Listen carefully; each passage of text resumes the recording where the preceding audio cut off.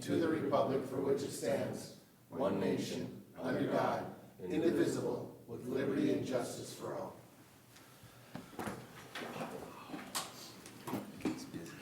Good morning, everyone. I'd like to call the meeting to order. And the first thing that I will look at, do we have any additions or deletions to the agenda? And I have been made aware that there is one addition, and that will be an employee introduction. Anything further? Motion to approve, Mr. Chair. Second. Nope. Take it over to Randy. Got a motion, we've got a second. Further discussion on the agenda? Hearing none, those in favor? Aye. Those opposed? That motion passes. Our next, that'll be our next item of business, employee introductions. Thank you, Matt? Mr. Chair. I'd ask Teresa to come forward with Annette, please.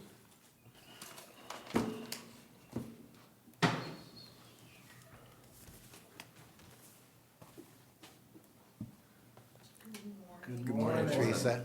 Morning, Annette. Good morning, Annette. I'd like you to meet Annette Rakowski. Annette is the newest office support member in the Health and Human Services Department. Annette joins us with a lot of experience. She was at IWCO for over 35 years in the office. And we are now lucky enough to have her join us. Great. My goodness. Welcome aboard, Annette. Welcome aboard, absolutely. Yesterday was my first day, yes. Well, what you need to do is you just need to make sure that Teresa says, why don't you come again? Let's go to county board because it's really entertaining. You will really enjoy yourself. You're always welcome here. Okay, Always. thank you. You're welcome. Thanks. And welcome aboard. Yep. Good luck with everything. Thank you. Thank you. Thank you, Teresa. Thank you, Teresa. Thank you, Annette. All right, next item of business is going to be the approval of the consent agenda. I will look to the board and ask the question, is there anyone that has any desire to have anything removed for further discussion on our consent agenda? I'll make a motion to approve the consent agenda. Got a motion? Is there a second? I'd second that. Okay, and discussion is none. This is a roll call vote, gentlemen. Commissioner Lemire. Aye. Wincher. Aye. Blaine. Aye. Casper. Aye. And myself, Commissioner Jelinski, is an aye vote. That motion passes. And then we're going to move right along into our number 5 on the agenda, and that's Health and Human Services. Gentlemen, please, if you would, introduce yourselves, what you're here for, and then carry on. Good morning, Commissioners. Nathan Bertram, Health and Human Services. Here with Aaron. I'll let him introduce himself. So I'm Aaron Stein. I'm the supervisor for the Human Services team in Health and Human Services. Good morning, gentlemen. Good morning. We are here to give you a report out on the special needs basic care, which serves approximately 361 county residents. All right, I'll take it from here. So, quick refresher. So special needs basic care serves adults ages 18 to 64. They are certified disabled. They are eligible for medical assistance, and they may also have Medicare. And the two plans that we work with are Medica and UCare. Next slide, thanks. So we'll start with Medica. Medica currently has 116 members. These members may also have an additional case manager. So the job title of the person working within Medica and UCare is a care coordinator. So their primary job is to coordinate their health care.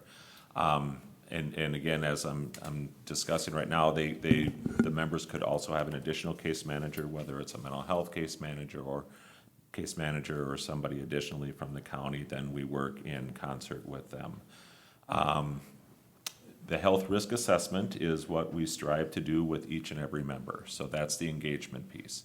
The main goal of this is to engage the members to develop a health risk assessment, and that is the development of goals to address their healthcare needs.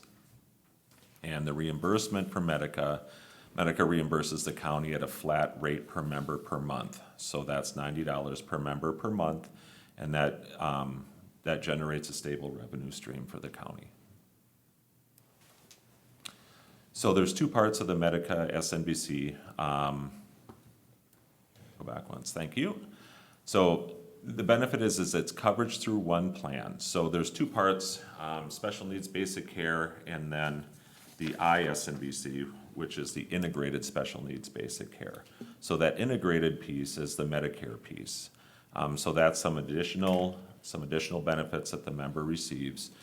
including gym memberships, could be durable medical equipment coverage, something that's a one-time purchase such as a walker or a wheelchair, some pharmacy coverage, and some additional food benefits that they could have.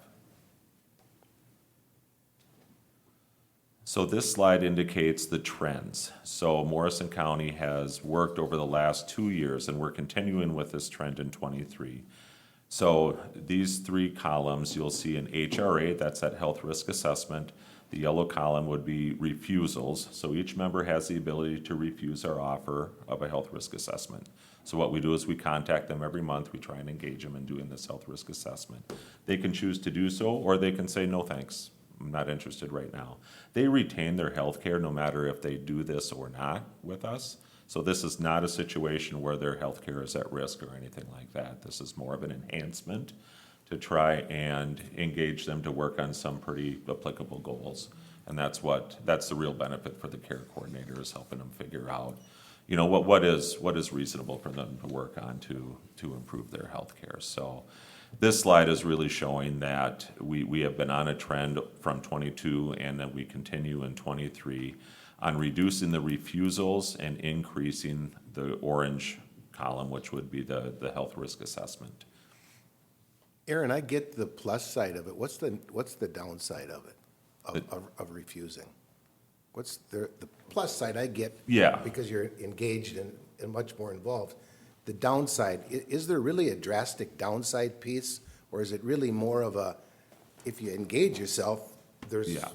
more perhaps that you can get, versus if you don't engage yourself, you're, I don't mean to say flatline, but you're flatlined. You're Right, exactly. You're not going any farther. And I think Medica and UCare would say for the healthcare costs for the people who do not do health risk assessments, Yep. I think just in general terms, and I don't have these numbers in front of me, but in general, they would say their healthcare costs are probably greater Okay. than the ones that do engage with the county and do the health risk assessment and develop the goals.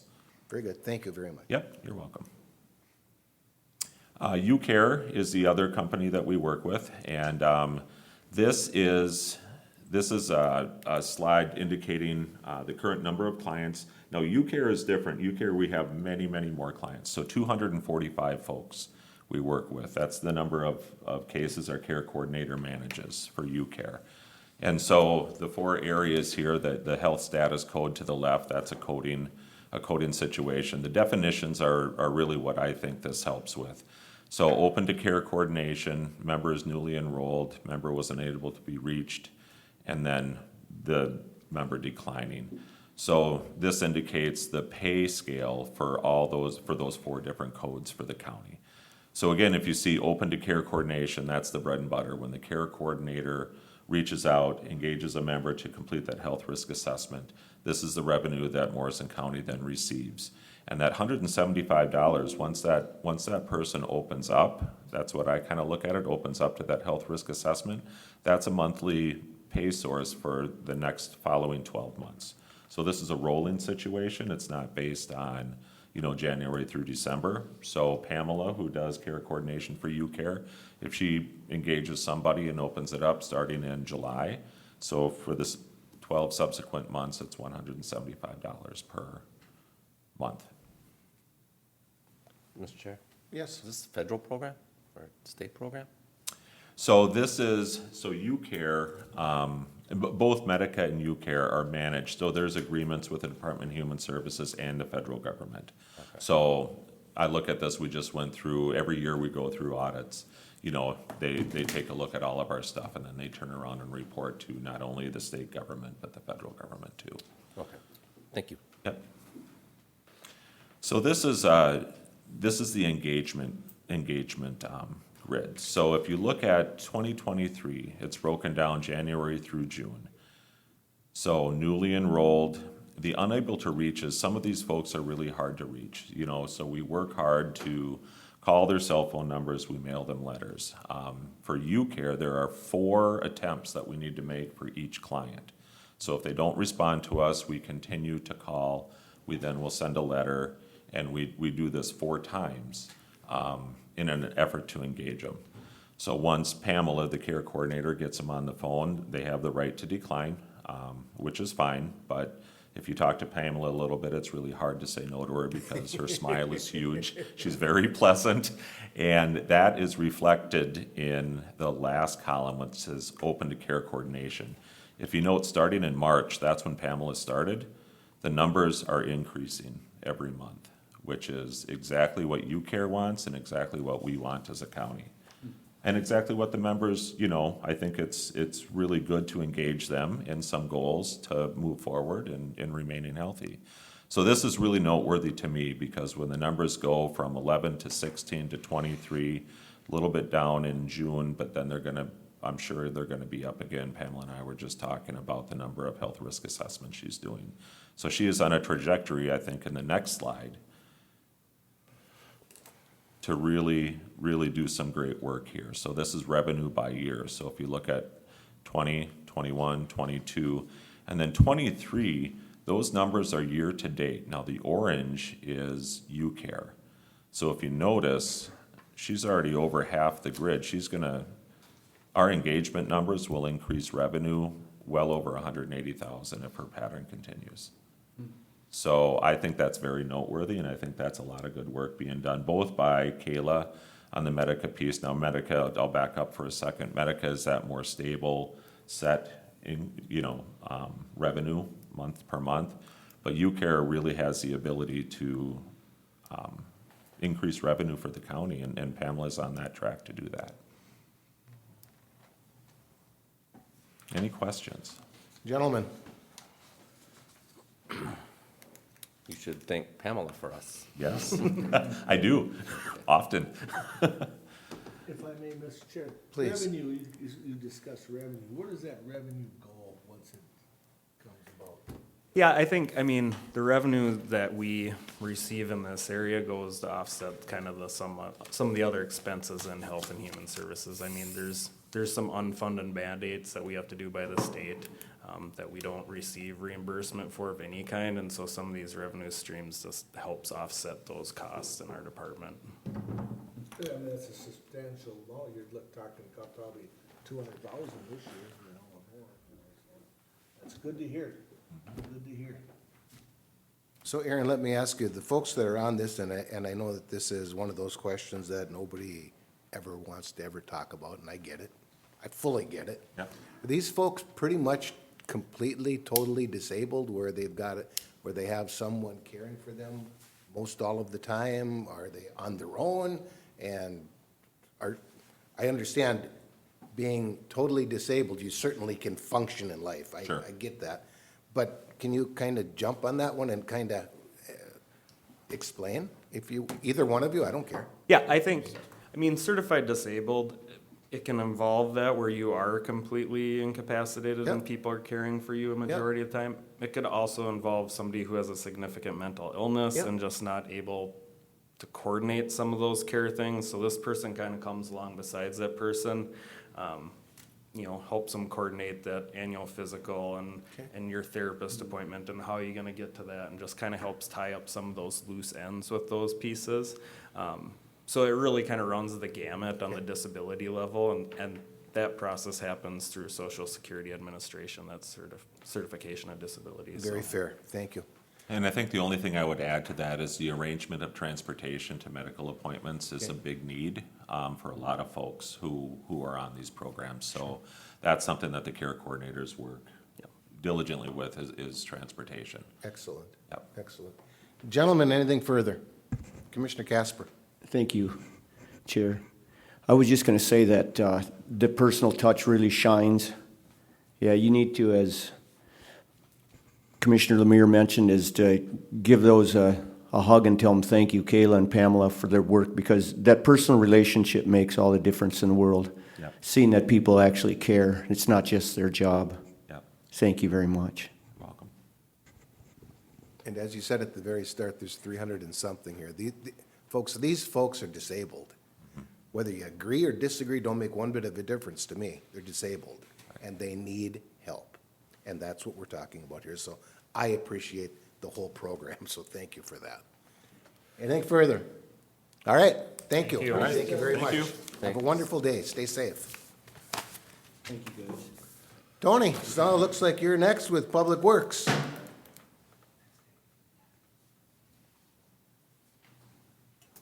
Morning, Tony. Good morning, Mr. Chair. Good morning, Commissioners. Morning, Tony. I've got a light agenda items this morning, but But nonetheless. an nonetheless, agenda. happy to be here.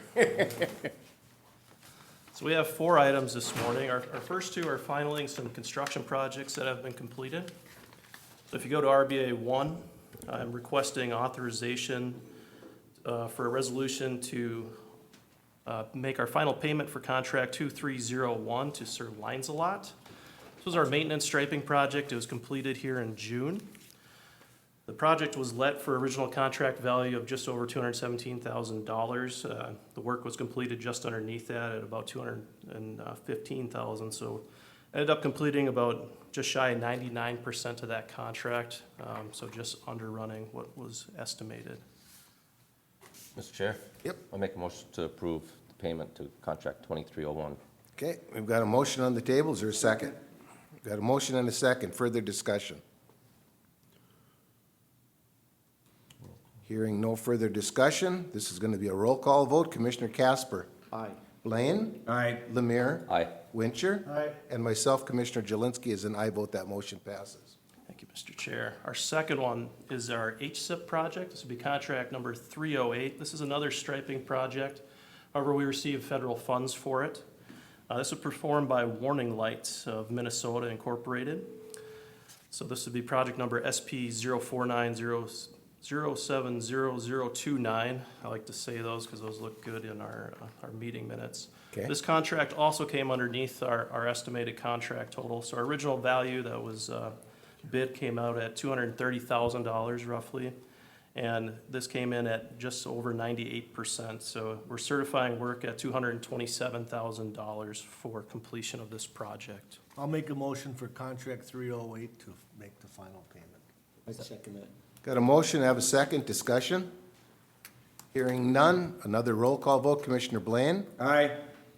Wincher. Aye. Lemire. Aye. Casper. Aye.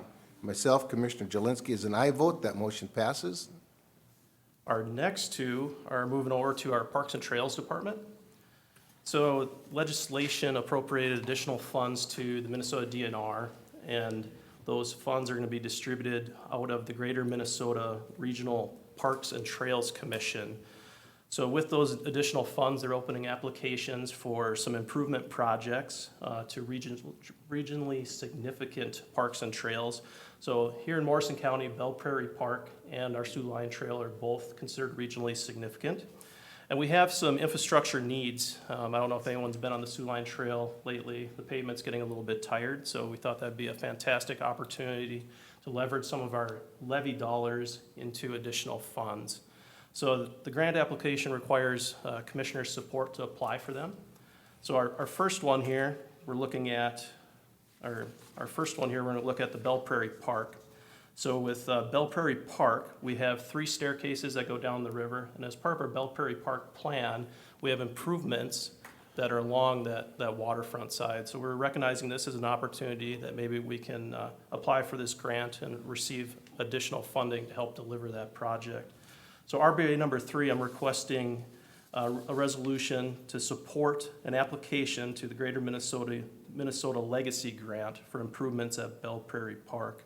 A little bit about it, if we are selected, we'll know later this fall, and then we'll have the opportunity to either budget in additional funds or find where those funds can come from to leverage those dollars and meet the application. Construction wouldn't happen if selected until 2025, 26, so it'll be a few years out if selected.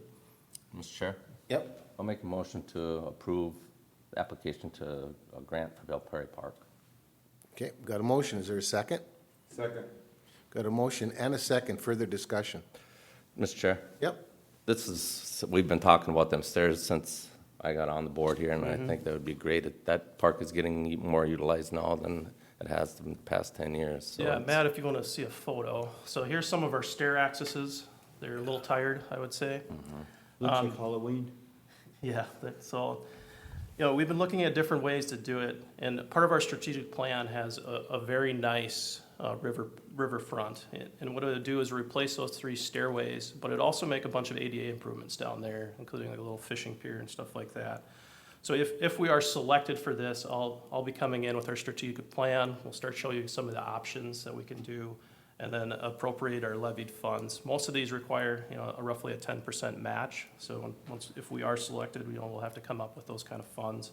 A project of this nature is roughly $1 million, $1.1 million or so.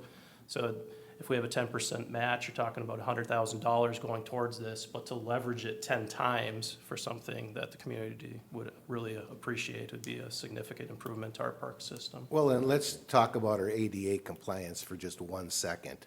Are you serious? Taking a look at what we're looking at right now, am I embarrassed? I hope that we all are. Correct. Because this is not even remotely close to an ADA compliant anything. That's nobody's fault. Things happen, I understand that, but a little bit embarrassing, just saying it. I'm saying that myself. Absolutely, and the cost of these kind of improvements is significant. Without a question. So when these opportunities are presented, we're gonna try to take advantage of them. So that's why we actually have 2 different applications going in, but this would be our first one with RBA number 3. We go to our second one. This is the Sioux Line Trail.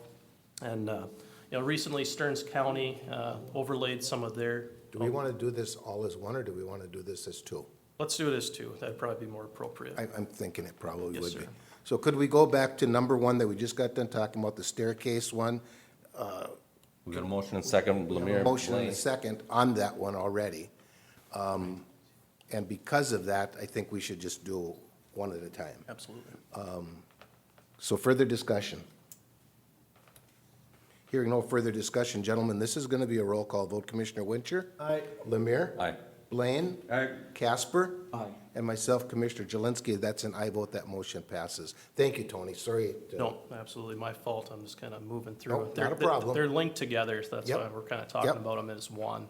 So this is, again, another application to the Greater Minnesota Grant, or Legacy Grant. And this is for our Sioux Line Trail. Matt, if you could pop the Sioux Line photo. So our Sioux Line Trail pavement's getting tired. We're starting to receive a little more feedback from users. Stearns County recently overlaid a portion of theirs, so they'll go on to Stearns, it's very smooth, and you get into ours, it's getting a little sad. So this application is to redo roughly 7 miles of the pavement. Now, we have a full 9 miles, but the 2 miles section that we're not including in this application has a bunch of bridges that are structurally deficient. So it doesn't make sense to pave over that area and then have to remove all that bituminous. So we selected a good portion of the trail that could be a nice improvement if selected. And again, this is another $1 million project. So if we are selected, we're gonna have that $100,000 commitment to leverage it 10 times to make a major improvement on your Sioux Line Trail. Have any questions there? Okay, Commissioner Wincher? I don't know if you were familiar, when did we tar that or overlay it? Do you remember, and how old is this?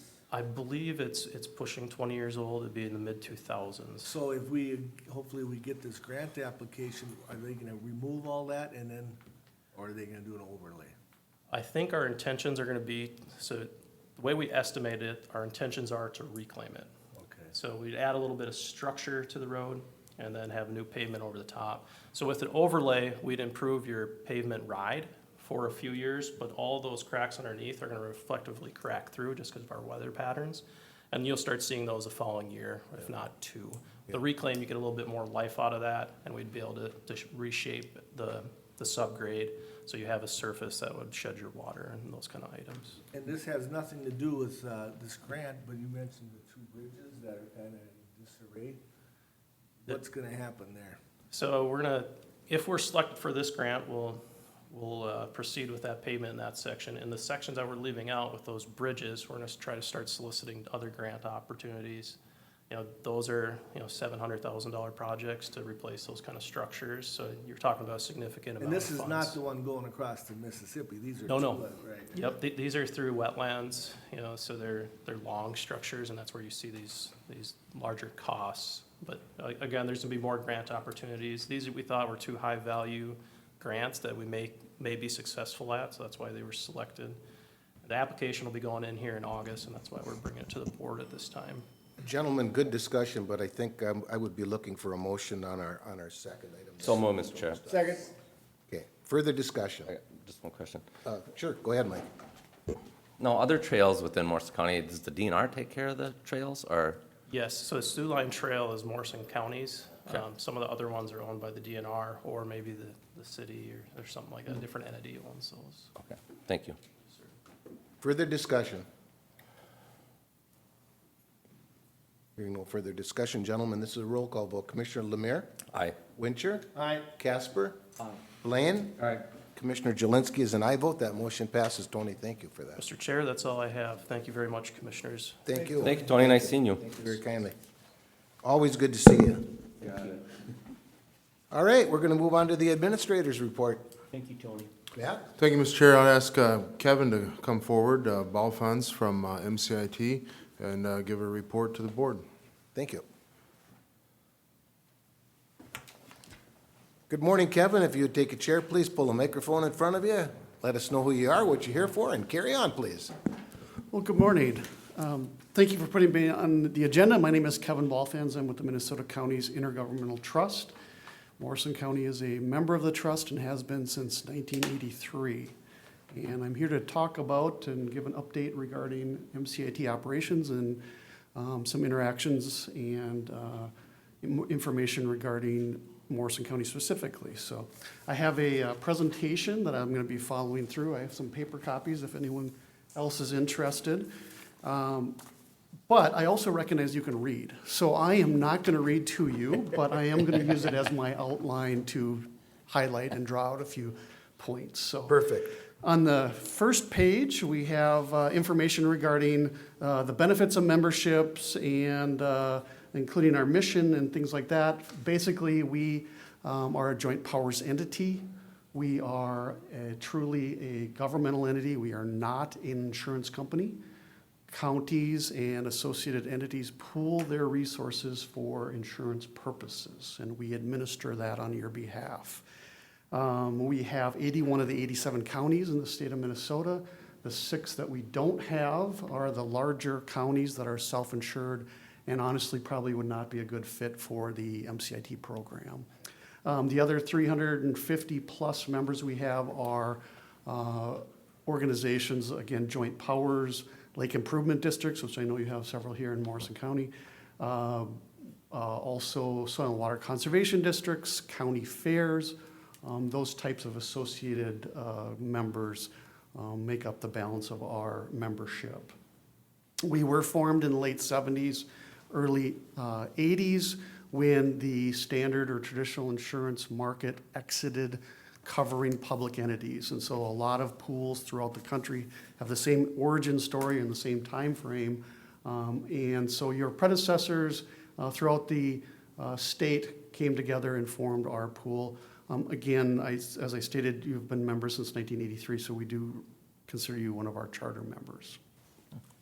We do provide coverage, including workers' compensation, property, liability, auto, cyber, and bond coverage. Okay, moving on to the second page. Top of the page talks about reinsurance and how it was maintained. Reinsurance is an important component of what we do because we basically cannot have enough money on hand to pay all potential claims that we'd have related to any type of exposure. So we basically purchase reinsurance or insurance for ourselves. That is getting more and more difficult to obtain at a reasonable price because of weather-related on the property side incidents and liability-related incidents, often or mostly on the law enforcement side, and that's countrywide. And so that's a point I want to make, is that reinsurance really is something that is a product throughout the country, and therefore hurricanes could affect our ability to get reinsurance at reasonable rates, even though we don't have hurricanes. Of course, when we do have hailstorms and things, that doesn't help our local experience regarding that, but again, it's very much a larger picture item. We were able to obtain property insurance at a 8% increase for 2023, and the liability rose by 24%. The good news is that those have stabilized for 2024. But I think the most important piece is that we were able to maintain and get that, because without reinsurance, we would have a very difficult time operating and frankly sleeping at night. So, moving on to the next box, the blue box talks about cyber coverage. That too experienced some interesting dynamics in 2022, moving into 2023, in that our carrier and a lot of carriers exited the market, not unlike the exit or mass exit in the late 70s, early 80s in the general insurance. Cyber was a product that the traditional insurance carriers are getting out of, both on the private side, but also and especially on the public side. Our board chose to preserve that coverage. We took some of that in-house, so we became self-insured on some certain levels, and then we have reinsurance through our liability reinsurance carrier. That is, as you know, an ever-evolving risk, in that bad actors are coming up with new and unique ways to try to extort either data or money, or extract data or money from public entities and use it for their benefit. So a large issue that we are constantly attempting to address and working with our members. Kevin, can I interrupt you Yes. for a moment? When we're talking about that, and this board has talked about cyber crimes routinely, and it's a tough one to levy for. It's a tough one for all of that, and it certainly is a tough one to say, no, we're not doing anything. And I don't know if it's fair to ask this question, or if you can answer it, and if you can't, we can end the discussion. Has MCIT done a lot of payout on this? So our loss experience, we have had some loss experience. And the ability for, or the reinsurance or the carrier that we had exited that, not because of us, but because of their overall experience. Okay. So I will say is that we have had some payouts. We have not, from a, if you looked at it from a true insurance standpoint, I would say is that it's not a, at this point, a, I don't say unprofitable, because we don't have a profit margin, but the loss ratio is acceptable currently. Okay. But we never know what's going to ring the bell. And I can also share is that we've had some close misses where we've been able to recover monies, or our partners have been able to recover monies that we've almost lost through extortion and things like that. Thank you for that. That's exactly what I was looking for. Thank you.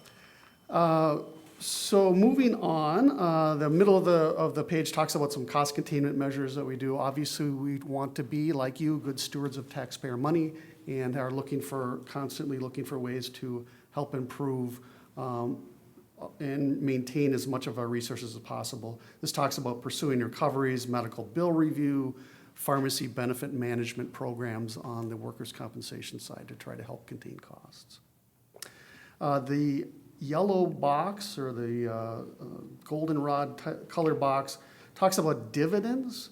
In 2023, or in 2022 for 2023, a $7 million dividend on the workers' compensation side was announced by our board. Morrison County's portion of that was just over $100,000. I can tell you is that dividends look backwards to say, do we have money left over from what we anticipated we would need to pay our claims? And if we do, can we return that to our membership? It's an actual very different conversation than our rate setting. In other words, my point is that we do not set rates higher so that we're able to give a dividend. That's really, one looks forward and one looks back. I'll also add is that in the WCRA, the Workers' Compensation Reinsurance Program, that we are members of and required to be by state statute, had a special distribution last year for $11 million, and that looked back, I think it was almost 15 years. So MCIT was given a special distribution or return of contribution on the reinsurance side to the tune of $11 million. And our board chose to return that to our membership directly, and Morrison County's if you recall, portion of that was just over $100,000 also. Again, that was a, I don't want to say a one-time, because we did get one over 25 years ago, but that's something that's an infrequent if it does happen. So that was a nice found money, if you will. Moving on, the lighter blue box there talks about rates. As I mentioned, our property rates, mostly due to reinsurance, have been increasing over the years. The good news on the workers' compensation side is our rates have actually been decreasing, or what we have to ask members to provide in contribution has been decreasing, and that's due to favorable loss history, claims handling, and really loss control efforts on the part of our members. Okay, moving on to the next page. There's some aggregate data here that talks about the workers' compensation claims, the top 3 departments. By frequency and severity, you'll see it's both sheriff and jail operations. Coincidentally, they're identical, with, again, having the most number of claims and the most high dollar claims, or most dollars paid out.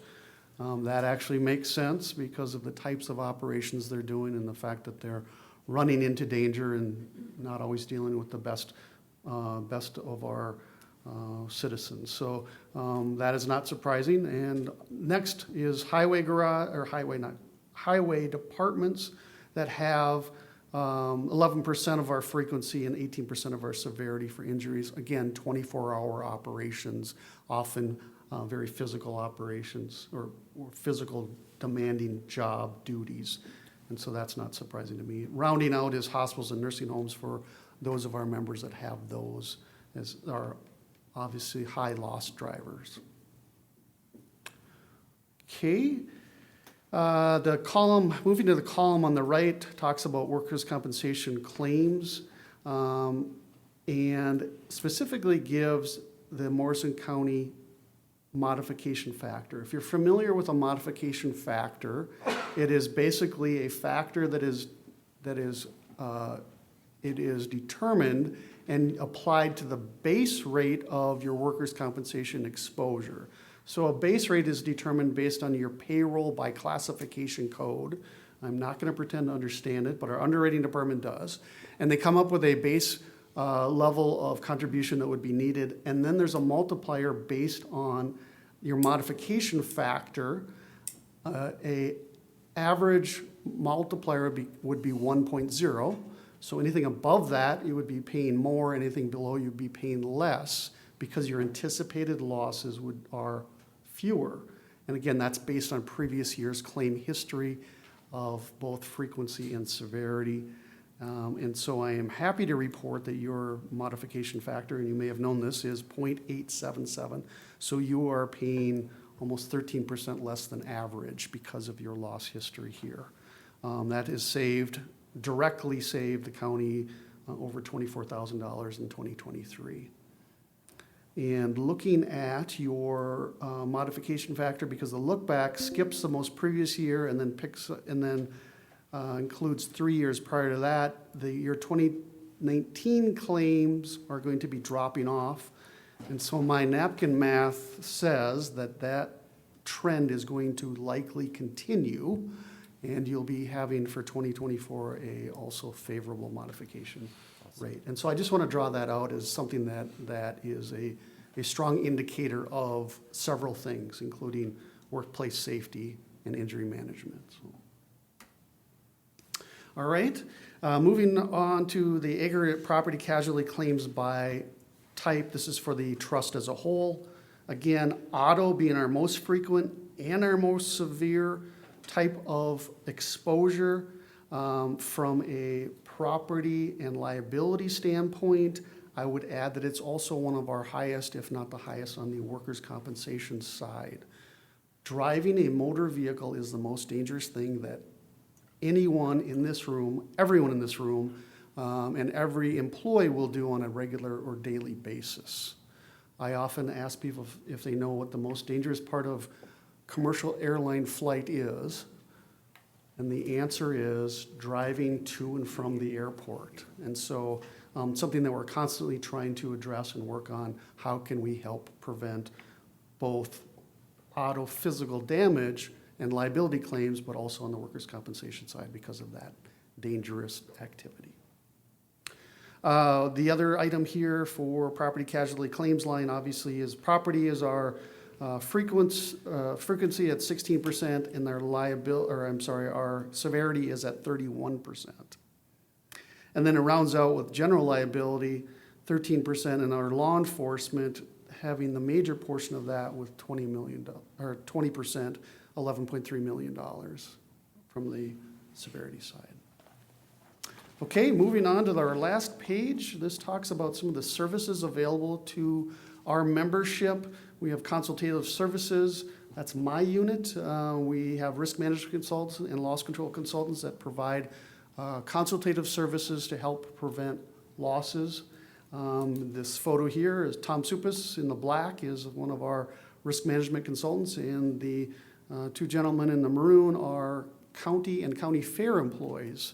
This happens to be a county that the one of them owns the buildings and one of them has the grounds or the liability. So they have a vested interest. Both are members, so we, in this case, went out and helped them coordinate and communicate and identify some exposures and making sure things were on their schedule, properly scheduled, things like that. The box to the top right highlights some of our awareness and prevention materials. Back to data security. This is a resource that we produced in-house. We found that we didn't have or couldn't find things on point for public entities, so we developed our own. Also highlighted there is a checklist that we have created to help our membership do a self-assessment to see where they're at with cyber security. These questions are based on what a traditional insurance carrier may ask in an application for coverage for cyber security. Things like double factor authentication, password changes, all those things that you would imagine, and a few other technical pieces. That is available on our website, as is all of our training materials and resources. If you haven't been to mcit.org lately, I'd encourage you to go there. We did update our website just last month and are finding it better and easier to navigate and find some of these great resources.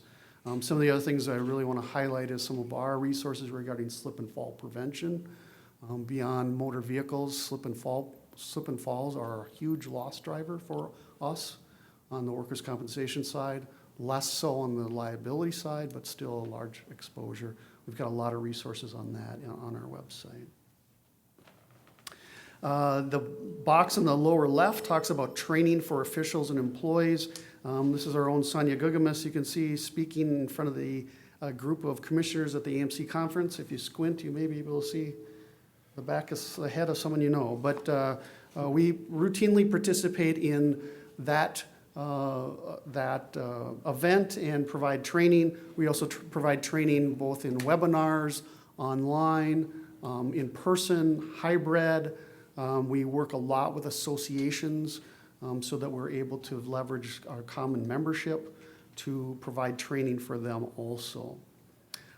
There is also, it talks about Patrol, which is a Peace Officers Accredited Training, an online training program that is something that we underwrite, but members have to subscribe to.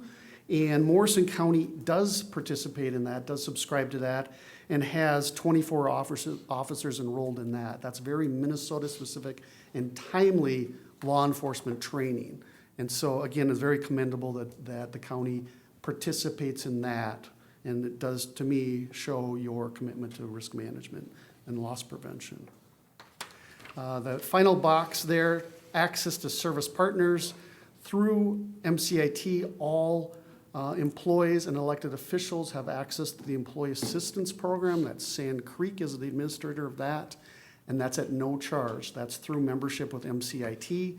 The utilization rate in 2021 for the county was 3.8%. In 2022, it was 4.17%. We consider success, and where we're getting our dollars or bang for our buck on that is at 4%. And so you're right on track. for utilization for that, for us to consider that successful. It also tells me that information is being provided to employees and elected officials on the ability to access that program at no charge. Real quick on that, there's up to 6 sessions per issue at no charge. And it'd be a one-on-one counseling, or there is some hybrid models also for that. The idea there is a risk management tool is that if employees, elected officials' personal issues are addressed outside of the workplace, that they have outside the workplace, are addressed outside the workplace, they're less likely to bring issues into the workplace, and we find a decrease in things like employment-related claims, liability claims, and workplace injuries. So that's why we participate and provide that to our membership. You're a member of the Minnesota Safety Council through MCIT and have access to all of their resources at either discounted or member rates. I know that the county is a user of some of their services. Again, very commendable. And then finally, the Hartford Steam Boiler Pressure Vessel Inspection is performed by contract through MCIT. So all of the pressure vessels and which are air tanks and boilers that you have in the county are inspected by our vendor on our behalf for you as a part of membership, and then they report to the state the findings of that. Finally, the list I have at the bottom is what we are encouraging commissioners and elected officials to do, including making sure you understand how coverage applies or doesn't apply before some certain decisions are made, reviewing contracts from a risk management standpoint, not just a legal standpoint, supporting safety initiatives, encouraging training and education among employees, attending our workshops and seminars, and importantly, engaging MCIT as appropriate. And that's what I have this morning. Kevin, thank you for that. Quite honestly, very good. Nice job, and I truly mean that. And I appreciate yep, we can all read. I like how you did this. Very, very nice. Thank you. Gentlemen, I'll look to the board. Questions, concerns, thoughts? Commissioner Winchell. Again, I just want to state that we talk about MCIT a lot over the course of the year, and this gives everybody in the TV land and the paper what MCIT really stands for. It's just more than, because we always say MCIT, well, what else are we doing? And you gave a great explanation with this, so thank you. Absolutely. Great, thank you. Gentlemen, anything further? I'm actually going to look to the administrator. Anything further? Matt, do you have anything to add? Just, we have a great partnership with MCIT and appreciate their support and being part of and utilizing their assets, and they're a great partner to have for the county. Totally agree. Thank All you right. very much, Kevin. Thanks for coming. Great. Have a safe trip home, and Again, thank you for allowing us to be on your agenda. absolutely, absolutely. Keep smiling. All right. Thank you. Matt, do you have anything further? I have one other item, Mr. Chair. Before we get into committee reports, I'd ask the county attorney, Brian Mittendorf, to come forward to discuss an employee hiring matter. As you recall, about 2 months ago, we had one of our longtime employees retire from the county with almost 47 years, so you know what I'm talking about. In the recent history, Brian has conducted interviews with 5 applicants for that position. As you may note in 5.08 of our personnel policy, when the board authorizes the department to hire or backfill the position, it is embedded that they're able to hire up to the midpoint of our pay scale. Our current scale has 11 steps, so that pre-authorizes a department head or hiring official to hire up to step 6. And this morning, Brian wants to discuss the ability to go beyond that. Thank you, Matt, for that introduction. So that is correct. Following the retirement of the long-term executive assistant in my office, this board gave me authority to rehire for that position, which I appreciate. We only had 5 applicants apply for the reposted job position, and we did interview those applicants last week, and one of those applicants was exceptionally well qualified, and we agreed that that's the appropriate person and the right person to hire for this position in my office. She has many years of experience in this type of work. The issue is that in her current employment, she's making more money than I'm authorized to offer her at this point by only going up to the midpoint. So I'm asking for authority to go beyond the midpoint on the scale so that I can offer her a salary that's in line with what she's currently making. I think it's a big ask for her to take a pay cut, a big pay cut, to come work in my office. She, as I said, is very well qualified. I would note that she has approximately 7 years of paralegal experience and then another 5 years of experience working at the front desk of a law enforcement agency. So she has all the right qualifications, many years of experience, and I think she'd be a great fit in our office. So I'd like to have the authority to offer her an appropriate salary based on her experience and qualifications. I think one other thing is worth noting. Like all of you, I'm always worried about costs and costs to the taxpayers. And so I reevaluated the needs of my office, and I decided, even though I had authority to hire at a grade 22 for an executive assistant, I advertised the job at a grade 17 administrative assistant. So that will contain costs. So I think even though I'd be going beyond the midpoint or asking to go beyond the midpoint, in the long term, it will be saving the county money. So that's why I'm here this morning. Gentlemen, I would look for a motion. Mr. Chair, I'll make a motion to give authority to go past midpoint to secure this person to be in Brian's office. That's the motion. I would look for a second.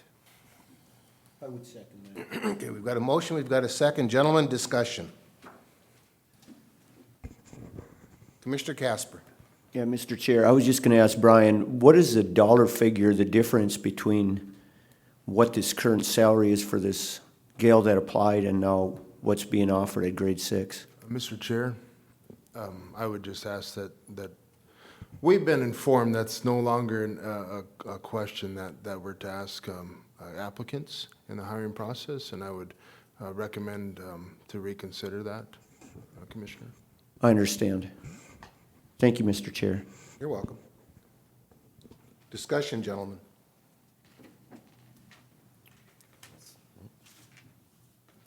I guess I have so bringing up, you said you advertise, we gave you authority to go to a step 22, is that what you said? Grade 22, step 6. Okay, and then you advertise it at step 17. Right. Oh, grade. A grade 17. A grade 17. So this person did come in knowing that a grade 17 was there? Is that what you're telling me? Yes, that's what I advertised it as. Okay, all right. So, please continue. So again, let's go to the grade. So we gave you authorization to go grade 22. You were very, conscious about that, and advertising, and I appreciate that, at 17. But now you're asking to go back. No change to the grade, Commissioner? That's Just to be able to hire past the midpoint of the That's step. what I wanted to clarify. So no pay, okay, thank you. My answer's my question. Okay. So Brian, I will ask that, I will make the statement, if you will. We're definitely talking about, and this is no disrespect to anyone else, please, a very specialty position. Would we agree to that? The position that we are fulfilling or attempting to fill? Pretty Yes, special? I would agree with that. Specialty, 40+ years is well, there we are, specialty position. It's your belief and the belief of the hiring board that this person is absolutely, without question, qualified? Yes. And here's probably one of the big sticklers. You had 5 people apply for this position, 5 And you- qualified. 5 qualified, and you obviously had this open for more than 2 days before you closed applications. And that's all I've got. Anything further from the board? Great. Commissioner Blaine? So, we're approving authorization to go past the midpoint of that grade, 17. of grade 17, but that authorization does not allow to go to grade 18 No, or not at above. Okay, just, I want to make sure that we're clear on that. The motion, as I understand it, is going to be grade 17 to go beyond the Midpoint. midpoint of grade 17. Thank you for clarifying that, Mr. Chair. Further discussion? Hearing no further discussion, gentlemen, this is a roll call vote. Commissioner Blaine? Aye. Casper? Aye. Wincher? Aye. Lemire? Aye. And myself, Commissioner Jelinski, is an aye vote. This motion passes. You know, I just Right. want to clarify something, though. I hope this person lives in Morrison County. Also can't quite be asked. Can't at ask this that point. question either. I said I hope, I really do. Brian, thank you. Thank you very much. And I thank all of you, I appreciate it. And I appreciate the discussion as to the position, not person, of the position, and understanding that, folks, there was 5 people that applied for this job, and we obviously are looking for the most qualified person, and I appreciate that. Thank you. Thank you. Brian, thank you. All Good day, right. Brian. Matt, do you have anything Chair, further? I just want to clarify my comment to Sure, Commissioner sure. Casper. That was a recent legislative change, that in the hiring process, we're no longer, as an employer, authorized to ask an applicant what their previous wage was. What I don't know is the effective date, so it might be effective August 1st, so it may be a little premature, but to keep us on the right side of things, we no longer ask that of applicants. I understand. Thank you. Thank you for that, Matt. Thank you for that Thanks, Matt. qualification. And Commissioner Casper, good question, but now we know the answer, so. Thank you, Mr. There we Chair. are. We're good with that one. I have nothing else, Mr. Chair. Okay. Tabitha, do you have anything for us today? 3 weeks. 'cause we've 3 already weeks. sent it back. I'm gonna anticipate that must be about what? July 30th, maybe do we start? Yep. Okay, and go through August 19th. Gentlemen, I want you to open up your books, July 30th through August 19th. If it's all the same to you, I will get it kicked off. August 1st, at 8:30 in the morning, planning. August 3rd, 10 o'clock in the morning, I have a Central Minnesota Emergency Services Board Legislative Committee, which is virtual. On August 4th, at 8:30 in the morning, we have a Public Works Planning Meeting at Public Works. On August 8th, at 8:30 in the morning, we're scheduled to have a planning meeting here in the boardroom. At 1 o'clock, I've got a Towards Zero Death meeting that is scheduled to be virtual. At 6 o'clock that night, we've got a Planning Commission Board of Adjustment meeting here in the boardroom. On the 10th, at 8:30 in the morning, Coffee with the Cop, Country Inn and Suites, Little Falls. Coffee with the Cop, Country Inn and Suites in Little Falls. At 10 o'clock that same morning, I've got a Central Minnesota Emergency Services Board Next Gen 911 Committee, which is virtual. At 12 o'clock that same day, I have a law library meeting in the law library. On the 11th of August, at 10 o'clock in the morning, I've got a Central Minnesota Emergency Services Board RAC meeting. We're going to move to the 15th of August at 9 o'clock in the morning. We've got a county board meeting. On the 16th at 3:30 in the afternoon, I have a State Emergency Communications Board Executive Committee meeting, which is virtual. 5 o'clock that same evening, I have a Hands of Hope meeting that is virtual. On the 17th at 10 o'clock in the morning, I have a Central Minnesota Emergency Services Board Owners and Operators meeting. And that is everything that I have. I'm going to turn to Commissioner Wincher. So you took care of pretty much everything. I just want to make a note that there is no Great River Regional Library meeting in August. So that'll be just taken care of there. Otherwise, I'm good to go. Excellent. Somebody on that board if you want to bring that Oh, yeah, I Well, let's talk about that. Yeah, okay, so anyway, there's term limits on the Great River Regional Library Board, and I'm termed out as of end of this year.